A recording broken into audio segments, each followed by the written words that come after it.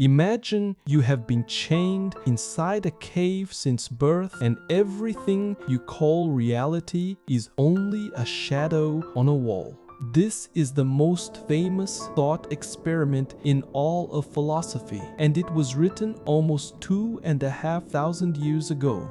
Around 375 BC, in the city of Athens, the philosopher Plato wrote a book called The Republic. Athens had just survived a long war, a plague, and the collapse of its golden age. People were asking who deserved to rule and what truth even was. Plato had watched his own teacher, Socrates, be condemned to death for asking too many questions, forced to drink poison hemlock in 39 BC. That wound never healed. In Book 7 of the Republic, Plato has Socrates tell a strange little story, a story about a cave.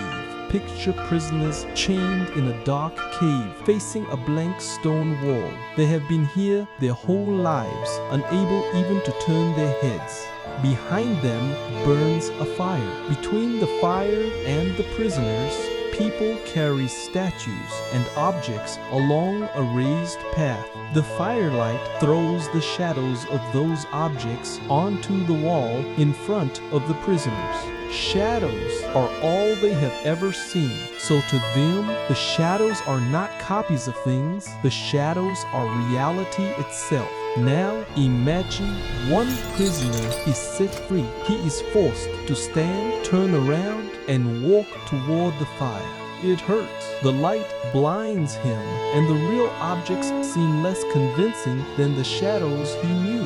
He wants to turn back, but he is dragged up a steep, rough path out of the cave into the blazing light of the sun. At first, the sunlight is agony. He can see nothing. Slowly, his eyes adjust. First shadows, then reflections, then the world itself. Finally, he can look up at the sun itself, the source of all light, all seasons, all life. Filled with pity, he climbs back down to free the others. But his eyes, used to the sun, can no longer see in the dark. To the prisoners, he now seems a fool, ruined by his journey. And if he tried to drag them out, Plato says, they would kill him. So, what does it actually mean? Plato built the cave as a map of his entire philosophy. The cave is the visible world we live in, a world of appearances, opinions, and flickering shadows.